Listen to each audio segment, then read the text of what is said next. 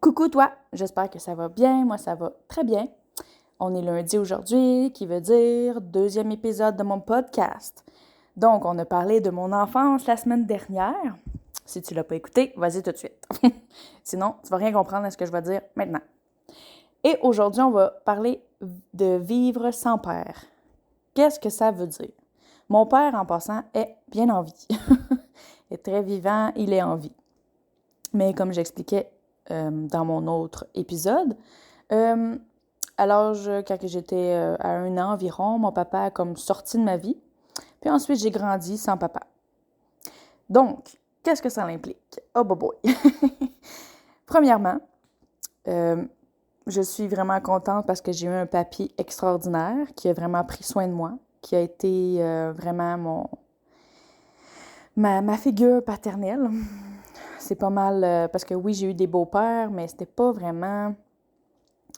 Vous comprenez, c'est pas mon papa. Donc, c'est sûr, quand j'étais petite, c'est sûr que je me posais quand même des questions. Pourquoi j'ai pas de papa? Je voyais des activités par fille, puis ben moi, j'en avais pas. Donc, je pouvais pas vraiment les faire, mais je veux dire, je pleurais pas à quatre pattes à terre, en petite boule, puis c'est la fin du monde, là. Je veux dire, je m'adaptais quand même. Puis quand c'était la fête des pères, ben, quand j'avais un beau-père, je faisais quelque chose. Sinon, pour mon papy, je faisais des dessins pour mon papy, puis je marquais bonne fête des papas pour mon papy d'amour. Donc pour ça, tu sais, il y a rien de grave pour ça. Mais je dirais que ça a été plus vers l'adolescence que ça a été difficile, vraiment, de constater, tu sais, que j'ai pas de papa.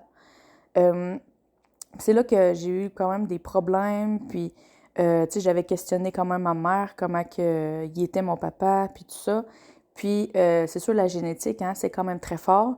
Donc, plus tard, j'ai réalisé que j'avais des problèmes sur moi qui étaient quand même reliés à mon père, que lui était comme ça aussi. Fait en grandissant, j'ai réalisé bien des choses, puis Amen, merci Seigneur qui m'a délivré de ces étiquettes-là, que j'ai refusé, que je refuse encore aujourd'hui d'être comme ça. Mais je dirais que, c'est ça, vers l'enfance, ça a été quand même complexe avec mes beaux-pères parce que, tu sais, on sait bien qu'ils veulent quand même pas faire autorité, parce que c'est pas eux l'autorité, c'est ma mère. Mais ils voulaient quand même, tu sais, que je fasse ci, je fasse ça, que je fasse attention. Mais j'avais comme ce petit côté rebelle un peu comme, ben, t'es pas mon père, tu sais, t'as pas d'affaire à me dire quoi faire. Fait que des fois, ça pouvait créer des petites flamèches et ainsi de suite. Mais bon, hein, vous comprenez un peu. Mais je dirais que c'est ça. C'est plus vers l'adolescence. C'est quand que ma mère, elle a sorti avec un homme qui avait une fille. Parce que, pour que vous sachiez, les autres hommes que ma mère elle avait eu dans sa vie n'avaient jamais eu d'enfant. Donc là, c'était la première fois que ma mère, elle avait un conjoint qui avait une fille. Bien, elle est encore en vie, là, mais vous comprenez ce que je veux dire? Ça a été un moment très difficile pour moi. Ça a été une grosse blessure, une déchirure de l'intérieur. Ça a l'air énorme ce que je dis, mais c'est vrai que ça a été difficile.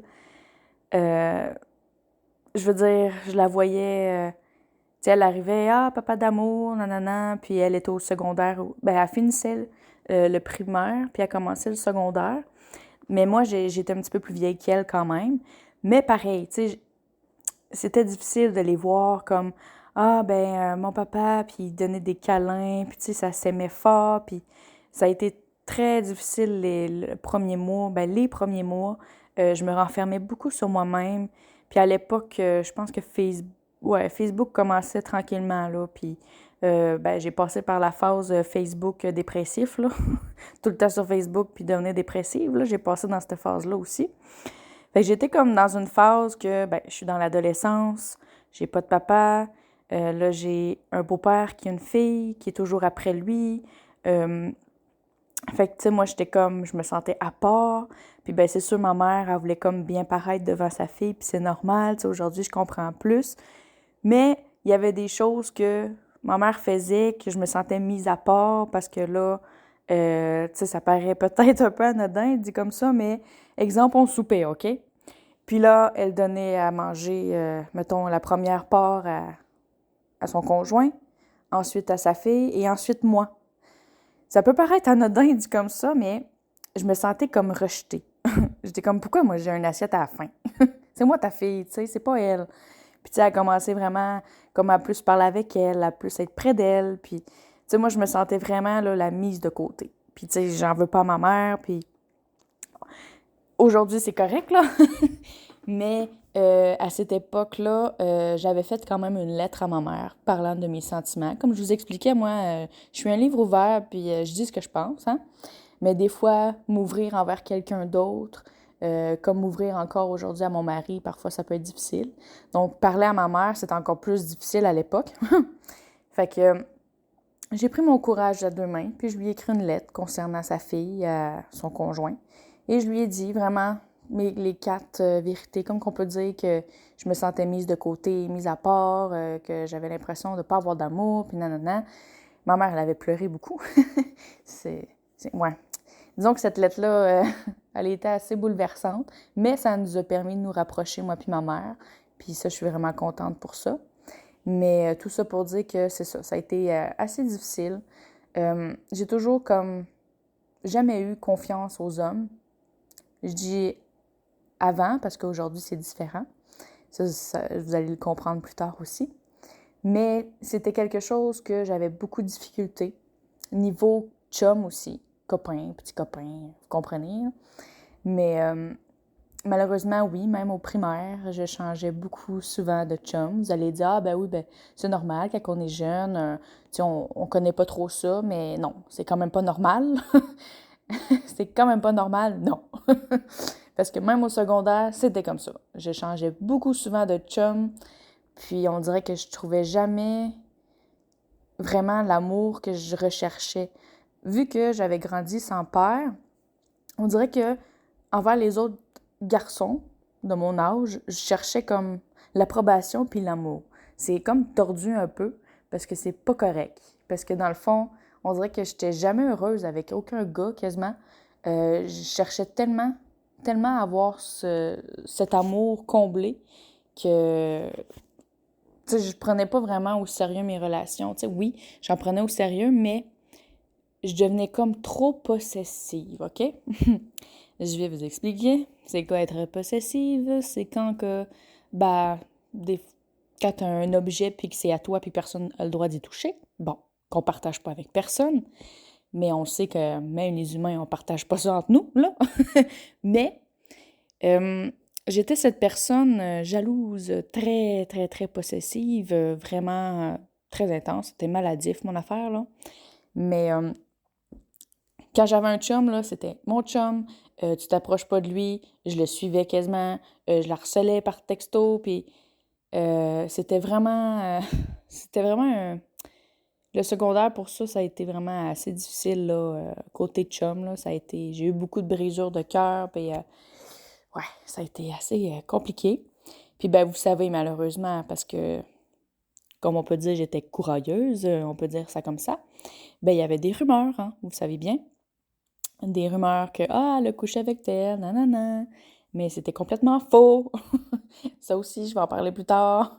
Plus côté comme intimidation, puis des choses comme ça, de l'école en général. Ça va être plus tard.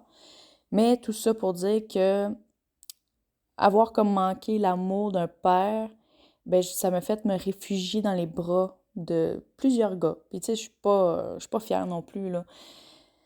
Tu sais, je repense à ça, puis je me dis, mon doux Eden, qu'est-ce que t'as fait de ton secondaire quand même? Je veux dire, oui, j'allais à l'école pour étudier puis tout ça, mais on dirait que je cherchais tout le temps à avoir... J'étais jamais célibataire, en fait, là. Pour vrai, je sais même pas si j'ai été célibataire longtemps au secondaire. Sincèrement, là, je pense que mes proches pourraient vous le dire, là. Ils m'ont jamais vu Eden célibataire, quasiment. Je pense que mon record, c'était 4-5 mois, là. Puis on s'entend, il y a 12 mois dans une année. Puis au secondaire, il y a 5 années. Fait que vous pouvez vous imaginer, grosso modo. Fait que, ouais. Fait que pour cet aspect-là, je cherchais beaucoup cet amour-là. Mais malheureusement, c'était pas là qu'il fallait que je cherche, puis c'est plus tard que je m'en ai rendu compte. Euh, J'étais beaucoup, un peu paranoïaque aussi. Ouais. Ça, c'est un aspect que j'ai pas aimé non plus. envers les hommes. J'étais parano, vraiment, là, je m'imaginais bien des choses. Puis finalement, c'était pas ça du tout. Donc, ce que ça fait, c'est un tue-l'amour. Et voilà. Donc, j'étais jaloux, j'étais parano, puis je m'inquiétais sur tout, puis je faisais de l'anxiété, puis je faisais des crises d'angoisse. Vous pouvez vous imaginer ce beau mix dans un beau chaudron, qu'est-ce que ça fait? Ça l'éclate. Fait que c'est ça. Fait que je dirais que ça a été douloureux quand même de vivre sans père. Puis il y a cet aspect quand même que c'est positif. Sachant mon papa comment qu'il était, comment que ma mère n'était pas heureuse, puis qu'est-ce qu'il avait fait, je me suis dit, ben c'est peut-être pas si mal que ça non plus, sachant tout ça. J'aurais pas aimé vivre dans cette ambiance un peu, pas macabre, mais tu sais, je sais que il y a des enfants qui vivent ça avec les parents agressifs puis tout, puis je crois que, tu sais, je suis vraiment contente de ne pas avoir vécu ça dans mon enfance, tu sais, en grandissant. Je sais pas comment j'aurais pu supporter voir ma mère se faire des choses comme ça. Fait que pour ça, ça a un point positif quand même. Puis c'est sûr, ça m'a permis d'être proche de ma maman. On était comme des meilleurs amis aussi. On l'est encore, mais un petit peu moins aujourd'hui, là. Ça va. Je pense que c'est normal aussi, là, maintenant que j'ai un mari. Mais, tu sais, ça a permis quand même à des aspects positifs quand même dans ma vie de ne pas avoir de papa. Donc, c'est pas mauvais non plus, puis c'est pas super bon non plus. Il y a comme deux aspects aux côtés de la médaille, comme j'aime dire bien souvent. Comme j'aime bien le dire souvent. À part de ça, je crois que j'ai fait pas mal le tour de vivre sans papa, sans père, sans figure paternelle. Euh, j'avais pas... J'avais pas ça, dans le fond. Moi, j'ai grandi sans ça, puis garde, aujourd'hui, je suis encore en vie. C'est ce que je me dis, je suis encore en vie, donc c'est correct. Mais pour vrai, c'est quelque chose que je ne souhaite pas quand même à personne. Ça, c'est quand même pas agréable. Puis j'imagine pas non plus vivre sans maman. Moi, je sais pas ce que j'aurais fait sans ma maman non plus en étant jeune, en étant au secondaire. Tu sais, j'ai eu une maman dévouée, une maman qui a travaillé fort, qui a pas arrêté, qui a toujours été là pour moi, que, tu sais, je l'ai vue dans ses beaux puis ses mauvais jours, puis je pourrais pas m'imaginer sans ma maman. Donc, pour les gens qui ont pas de maman, je pourrais pas décrire qu'est-ce qu'ils pourraient ressentir. Ça doit faire mal. J'imagine que ça doit faire mal. Sachant que moi, j'ai pas eu de père, alors je sais un peu, mais on sait qu'une maman, c'est pas comme un papa. Fait que c'est ça. Fait que ça, c'était mon deuxième épisode officiel. Fait que j'espère que vous aimez encore apprendre de ma vie. des, euh, des pas de temps, comme qu'on dirait. Oh là là.